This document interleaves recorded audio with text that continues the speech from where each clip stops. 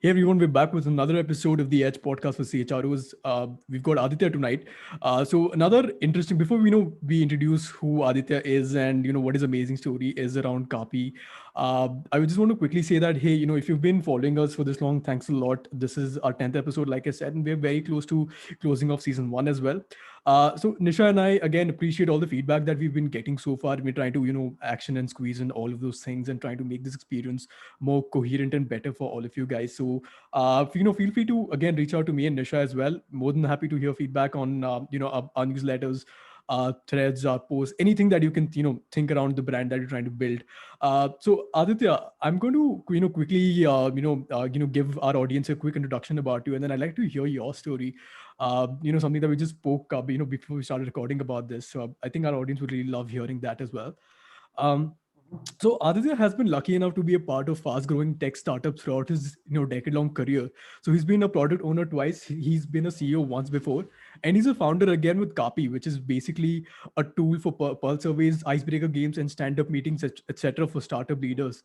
So back in 2013, Aditya raised $5 million for his startup from top investors. He grew to 250 employees, three offices across India, and lakhs of customers.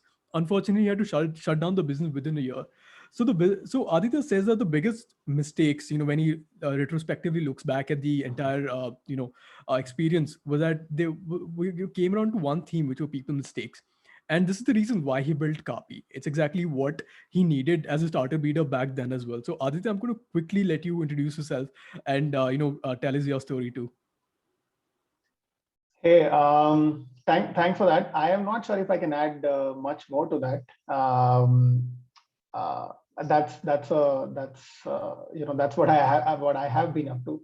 Um, in the end, when I started Kaapi recently, I think more than just about this is why I wanted to build Kaapi. It was also very serendipitous that uh, that remote work was booming, and remote work was not just the future. It was something that I wanted to kind of embrace, and this is something that I really love. So all those things kind of came together, and my experience in people ops, and my love for just helping managers being better leaders, because that's the problems that I face myself. All these things kind of came together to give birth to what I'm doing right now, and that is Kapi. Thanks a lot. Nisha, do you want to introduce our guest as well before we get on to the questions? No, I think Aditya is, and you've done a fair job, I think, of talking about Aditya. But I think I'm excited about the topic that we're going to be discussing today, right? So, Aditya, um, all I'll say is welcome, and I'll also say that I'm really excited to hear candid stuff, I guess, tonight. So, yeah, looking forward to this. Let's do it. Thanks for having me, guys.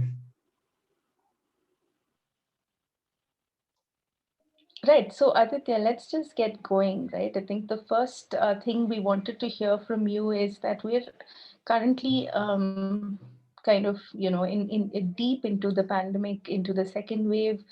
Things just haven't happened as we imagined them to be. So, in this phase of the crisis, right, organizations, I think, are really wanting to personalize workplace camaraderie more than ever before. Organizations want their people to talk to them more than ever before. So, if you can tell us what are some of the trends that you are noticing on how people are talking back to the organization, what has changed in terms of work experience, especially in a time that is so hard, in a time when, you need a forum to be honest, I think. So, if we could start with that, please. Got it. I mean, if you look at general trends and the way things have changed, if I think the biggest change has been that since everyone's working remotely, you have to depend on written communication, right? You can't just tap somebody on the shoulder and have chai sutta and talk about life, and that's how workplace camaraderie gets built, right? Remote work forces you to have really good written communication. Documentation is super important, which means a couple of things. One is that this means equal opportunities even for the introverts, right? Which means that usually, I mean, I'm not that big a fan of meetings, simply because it's usually the loudest person in the room who has the most confidence, who gets his or her voice or opinion into the decision. And I think remote work is changing that. So I think that's fantastic. Also, what's happening is that, and I think, by the way, that goes everywhere. Like, if you look at daily stand-up meetings, you just have to do them asynchronously now, right? If one of your developer is working in India, and your sales team is sitting in the US, you can't get up at 3 a.m. and find a time zone, right? So everyone sends their status updates asynchronously. I think this has definitely been the biggest change, which is just that everything is a little bit more written, a little bit more, like, documented, much more in a much more better format. I would say that, I mean, if I had to choose like one trend on how the work experience and how people talk to each other within, like, the workspace is changing, it's this. And I personally think it's for the good. Awesome. Don't you think documenting feedback has been, an issue? I mean, I work in an organization where the sister concern is always worried about people writing feedback, and, tried so many different ways of getting people to write feedback, and that has been the biggest deterrent to even collecting feedback. Like, so just a follow up to what you said. So I lost you in the first part of it. You said, do you think employee feedback has been affected, and how? No, I was saying, uh,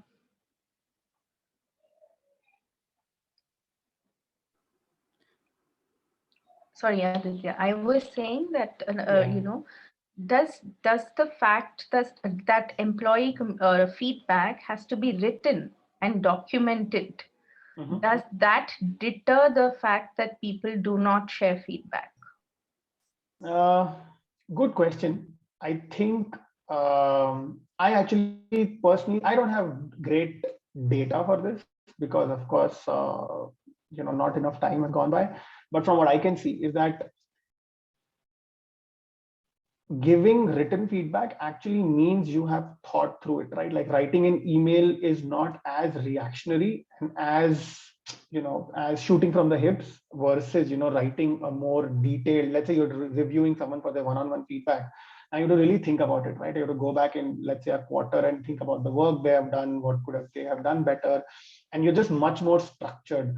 And once again, as I said, it's not just for people who can, let's say, speak well, or people who are comfortable raising their voice or raising their hand in a room.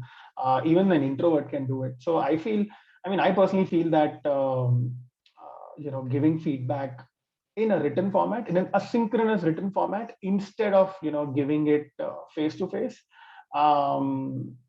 it has its pros and cons. But I think that it's moving in the right direction in the workplace.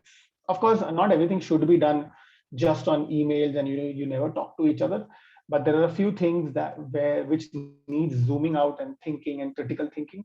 Um, and when it comes to giving feedback to each other, there are some aspects to it which are better done in a written format. I kind of agree to that. So, a little, I'd say an sort of an analogy that I can draw to this is the fact that, so I work in the CRM industry, right? And CRM is, so always had this notorious rep among all salespeople across the world and this universe, and probably all the parallel ones that follow this, is that nobody likes to fill in data. And that's also a form of documentation, I feel. And especially with, and why would a salesperson care about filling in data when that's not directly related to his performance and this and that? I mean, this guy just wants to close deals and get his money out of it, and that's he's done. So I think in a very similar fashion, I think it comes down to why employees should really be so hell-bent around documentation, around all of these things, which is why I feel that a tool like Copy, when once it's actually into the picture, it just, like you mentioned, Aditya, it just makes it easier for even introverts. It makes it for everybody. It makes a very fun experience for everybody to actually make documentation a part of their culture and not something that they do as administratively or something, right? And the Yeah. second aspect is that this chai suitor break that you mentioned, I definitely believe, while that as informal as it sounds, there is nothing in this world that actually makes work more agile than me going and tapping back of his shoulder. I'm like, dude, sham ko drinks are on me or one pack of cigarettes are on me and I will do this and do that for you. That sort of bribery takes all agility and everything out of the window. I mean, it defies the laws of physics. So on that note, actually, like, one of the things I was curious about is that, if I were to talk about HR budgets alone, like in the last 2 years, Mm-hmm.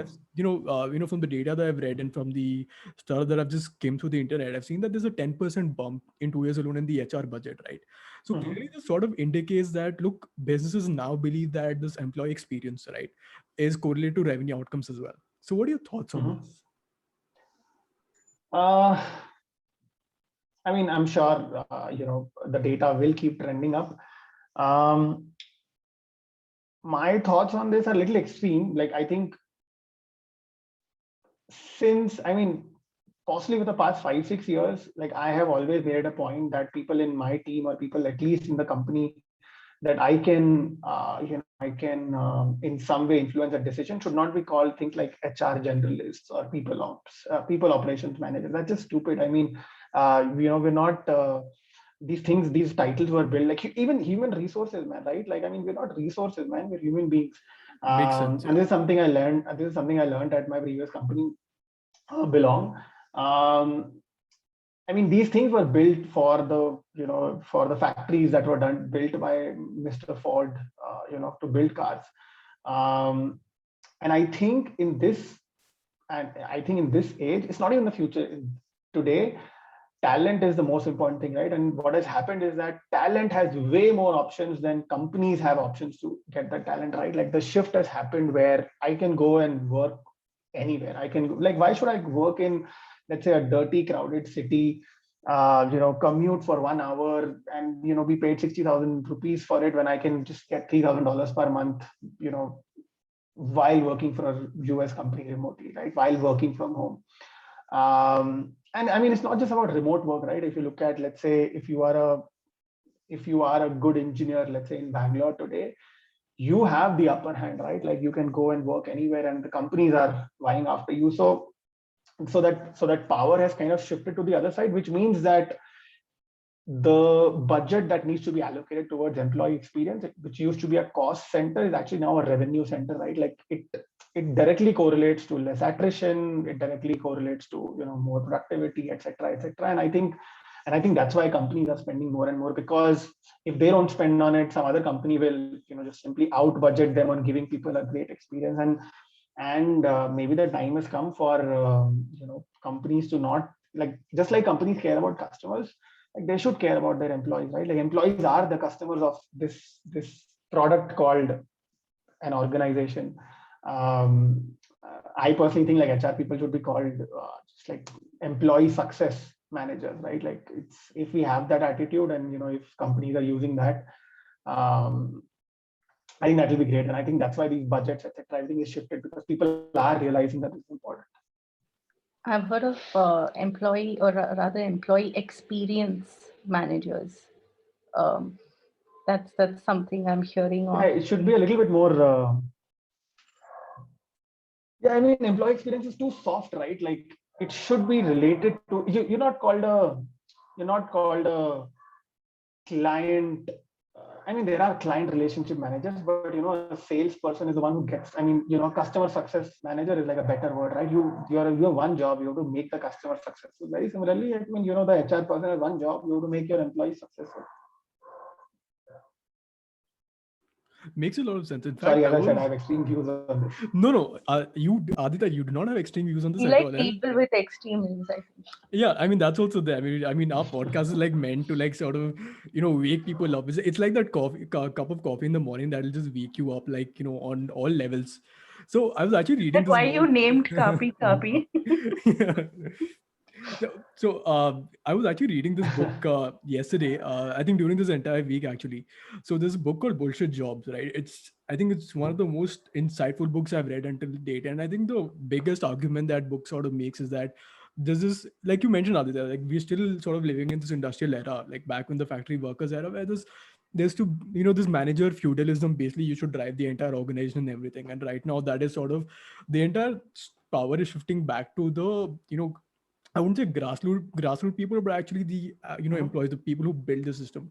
And here's another interesting anecdote that I sort of read, and I sort of want to again just add on to others argument here, is that in the book this guy mentioned the case study, right? David was that back in Ireland, for I don't 6 or 7 months, the Bank of Ireland didn't have any top management, right? It just had proper employees functioning day in day out, and people assume that the entire organization would falter and then the economy would crash and this and that. Funnily enough, nothing happened for 6 months.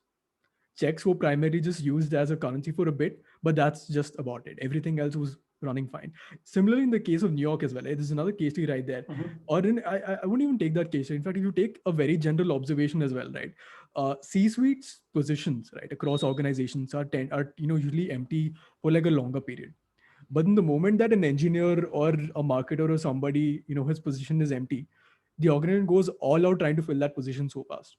It just shows how important these people have become in not just building the experience of their peers but also their customers as well, right? Which also gives a good segue to my next follow up actually. So Adit, I mean, one of the things that I also feel that is that HRs, while they might have all the tools, while may have all that knowledge and everything, they still don't feel as confident on delivering on the positive work culture that is sort of becoming like a highlight. So where do you think the disconnect lies? I mean, on a very general thing.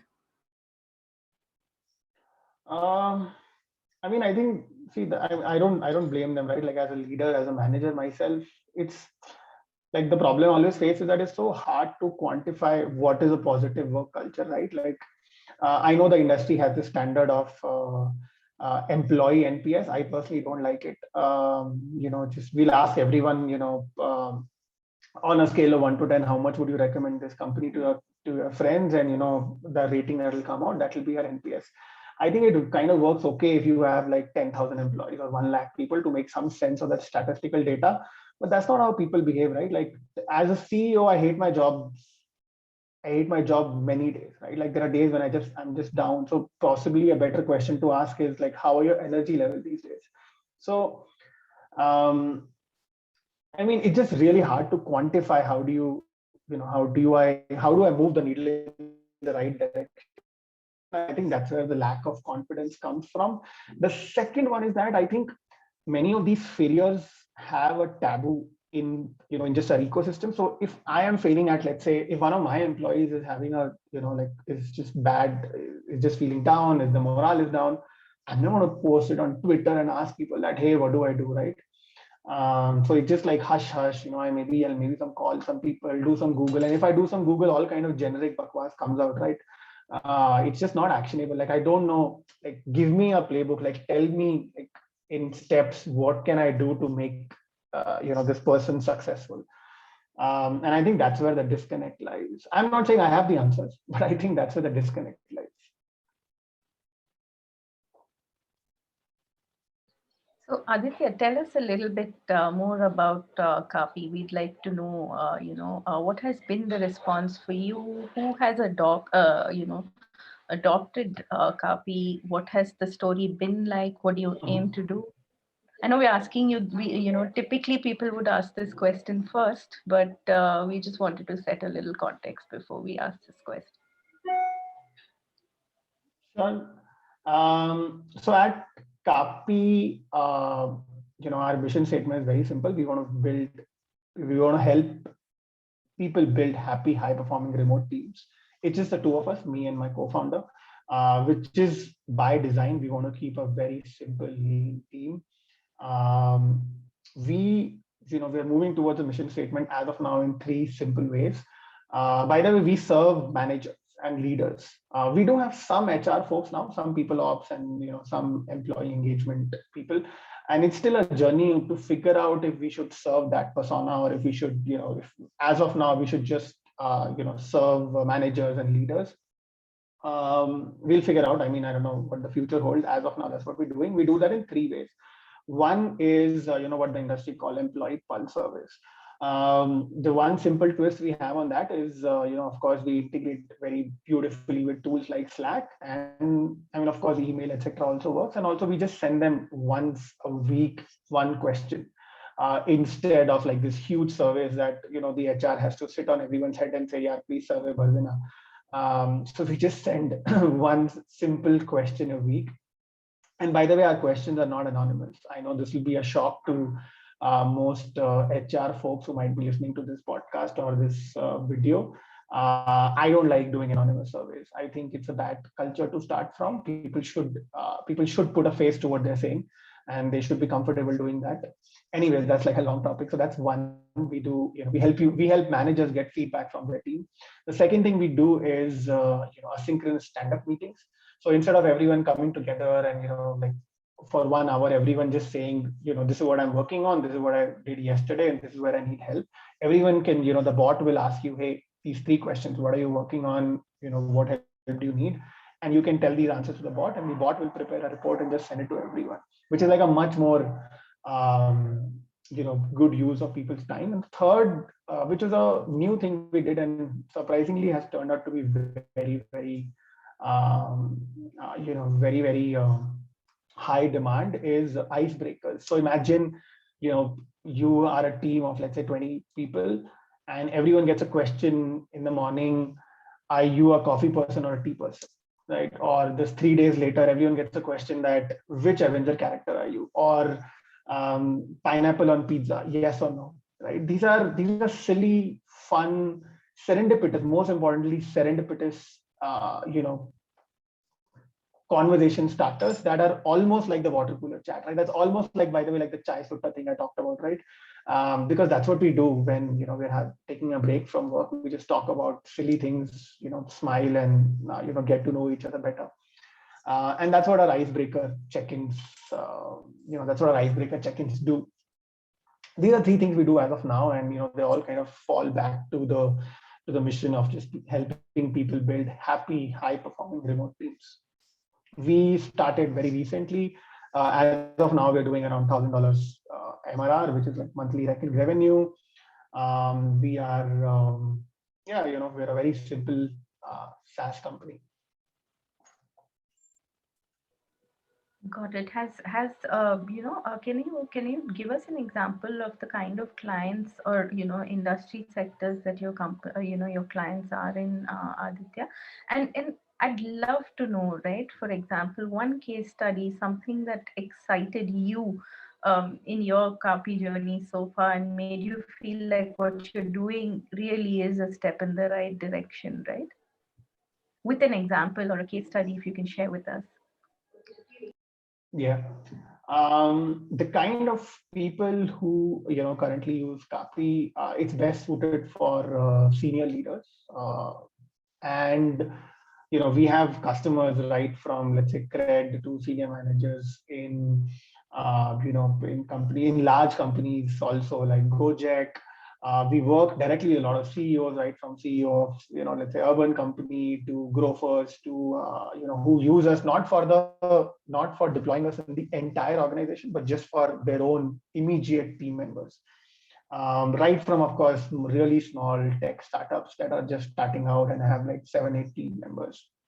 So I mean, that's the kind of persona we work really well with, and honestly, it was kind of organic because that's the persona that I have, and I knew the problems that this person faces, and so it just kind of product in the early days just kind of got built around that. A few examples that made me feel very happy and kind of very close to my heart. One is, in the early days itself, when everyone had to suddenly, early days of the pandemic, like April, May 2020, when everyone was kind of quickly, and suddenly forced to go remote. We had one team who was really struggling to just figure out their work, right? Like, everything was a chaos. People were getting a lot of calls.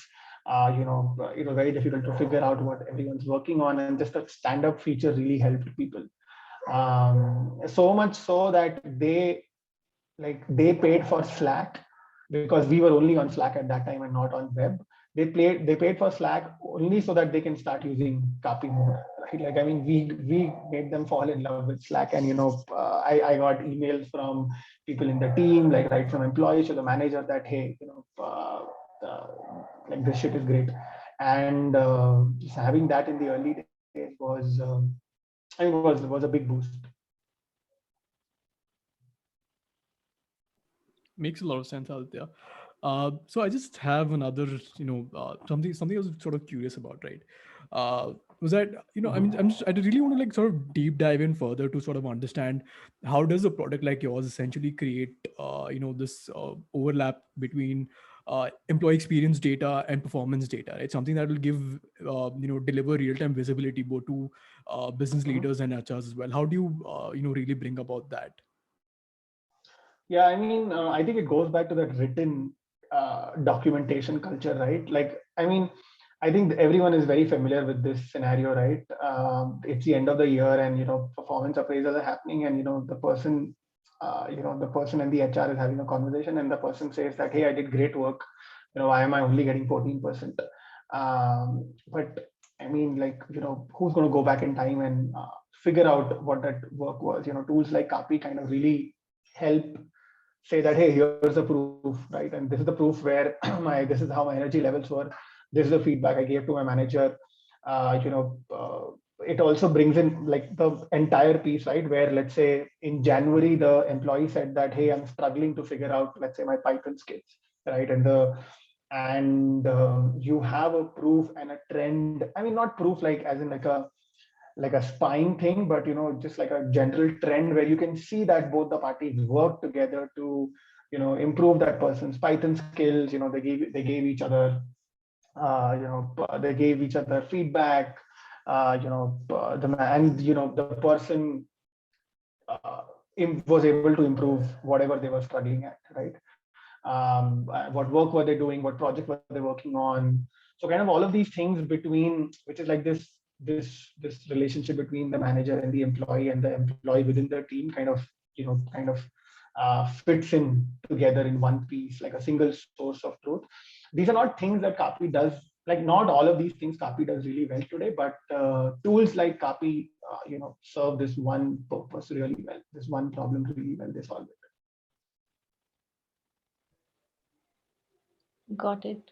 So, our last question, Aditya, can you tell us, we've been talking about how, employee feedback and employee experience and just employee success within the organization makes a lot of sense. It kind of, increases and improves on transparency. It makes you closer, it makes you bond, all of that happens. But let's put an outside lens to it. What does this do to two things, attrition, and what does it do to the company's revenue? Have you seen and even measured, Aditya, as Kaapi, these metrics as well? And have you seen that people who have, say, adopted this product probably have more transparency as their culture? So does that mean that people are able to kind of share better feedback with their managers? Managers of course always do share feedback, but is it coming from the people? And has that really reduced attrition? What has that done to the external customer of that company as well? Let's say, has it improved revenue? I know that could be a little bit of a far shot, but have you measured that or thought about measuring it that way? Great question. I wish I had an answer. I don't. I think the only people who might have an answer for this is, let's say, a CHRO at, I don't know, Pepsi or Infosys, or somebody who will do this statistical analysis on like lakhs of people. Kaapi works majorly with teams of, our maximum team size is like 120 people, right?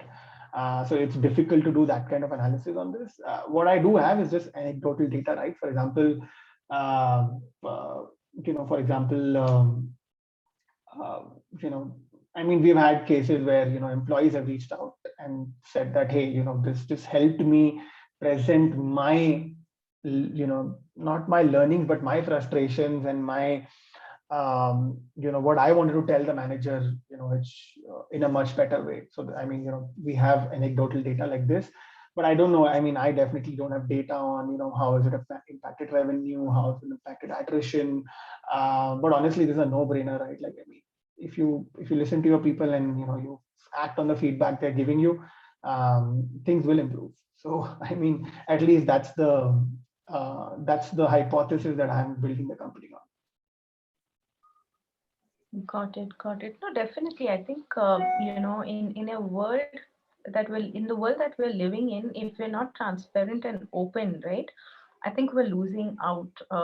That's the only thing. That's my only draw to feedback, right? Because you'd rather fix something immediately before it goes too wrong and things just blow up, right? And also today we don't have the time, neither do we have the patience. And I think also we're learning as individuals. Pandemic has taught us life is too short. So too Yeah. many factors here, I think, coming together to make you feel like feedback is the only way, being transparent is the only way. There's really no need to be political. There's really no need to be backstabbing. I think that happens a lot in organizations that do not promote a feedback and open culture. And people get very political. I've seen that a lot. And um, I think we don't have the time for that, Aditya. So, which is why I think fostering a culture of feedback through products like Kaapi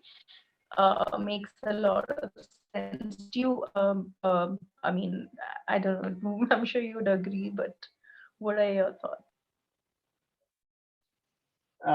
I mean, 100% agree. That's my thought.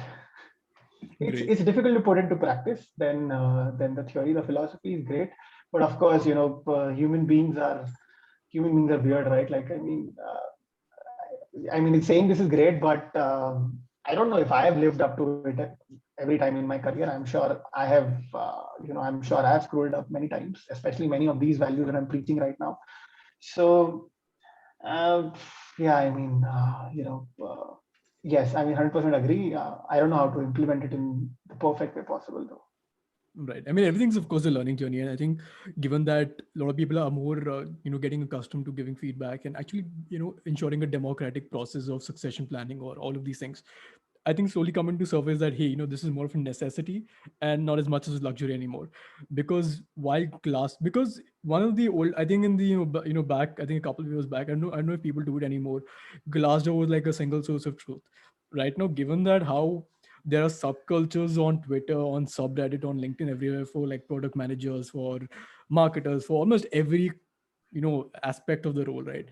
And people Mhm. talk there, and when people talk, you get to know the inside stories. You get to know, hey, this is probably a toxic work culture. This is probably not. This is where you can actually expect that your growth will be really valued for, right? And I think Mhm. in a way, the company, the moment it does is it's automatically creating brand ambassadors for itself, right? So those were my thoughts. Actually, sorry, Varun, I'll just Yeah. intervene only because this topic of feedback is so close to my heart. One thing that we started doing that really fostered a little more feedback than we thought was when we put out that feedback on boards. We actually made it open. We put out questions, and then we put out that feedback, and we went back and wrote about how we implemented that feedback also. So we actually closed the loop on feedback, which meant that people kept giving more feedback because they saw that, hey, the organization is willing to kind of, be open and kind of even do the hard stuff. Some of the feedback was not easy. It meant that it would impact the revenue of the organization to some extent. It meant reworking budgets because we wanted people to be happy. But I know that could be a little bit of a stretch initially. It may not be possible all the time, but I think somewhere recording it and also recording closure and how did you implement it, therefore creates a bit more of an open culture. So I think feedback is also very much a culture thing, is I think what I'm trying to say. Varun, sorry, over to you. I just had to add this No, little no, bit. that makes a lot of sense. And before we sort of close, right? I sort of this it actually brings me to another point is that this feedback culture, the way one of the ways that it percolates into the entire employee experience is a way, for example, even job description are designed. For example, if you look at intercom, right? And this is something I was putting this document together during the course of the week. In fact, I'll just share my screen since we're on the topic, and probably this could benefit our listeners as well. So this is something I put together from how intercom is sort of essentially designing jobs, right? I mean, because OKRs, let's say, let's say if you operate in an industry that is super fast moving, and then you don't, and even despite you having contours and OKRs like sort of planned out, things sort of get diluted very fast because you're pulled into various directions, and that happens in super extreme generalist roles. And so one of the things that Intercom has been vocal about, right, startup like Intercom, they're like, hey, we just want to sort of divide, this is the succession planning, this is a growth plan for every, let's say, for a designer, for a product manager, and these are the competencies that we're looking for across product, people, and behaviors. And this is exactly what you need to do to get there. And this is one of the ways how sort of feedback has sort of percolated into changing how we even upskill employees or even take them from point A to point B. And I think this is one of the most insightful things I found. In fact, Unacademy also, I found this on blog online. In fact, Unacademy also is a pretty interesting thing like this, right? Something that has been developed as a result of hardcore feedback from both employees and from even senior leaders as well. That, hey, why don't we remove the labels and the titles out for a bit, and why don't we just start building jobs and sort of building an organization purely out of skills, soft skills and hard skills, and what we sort of expect at every stage of the role. I think this is a pretty great place how to sort of just quickly understand, right, how feedback can really bring about some real changes into the workplace. Uh, Right. So I think we're at the end of this episode. Aditya, it's been great having you. Thanks a lot again for being a part of this. Everybody else, Aditya's details, link to Kaapi's website, everything will be there in the newsletter as well. Feel free to check it out. And if you want us to make a warm introduction to Aditya as well, me and Nisha, we are always available for that. We are both a text away from, on LinkedIn, on Twitter. In fact, you can just reply to this newsletter as well, and we'll get back to you. Thanks a lot again. It's been great talking to you, Aditya. Thanks for having me, guys. It was fun. Yeah. Thanks, Aditya. Hope we kept it Yeah. as true to I think what excites me in any conversation is just bringing a good splash of honesty into it. So Right. So thanks a lot. Bye bye, guys.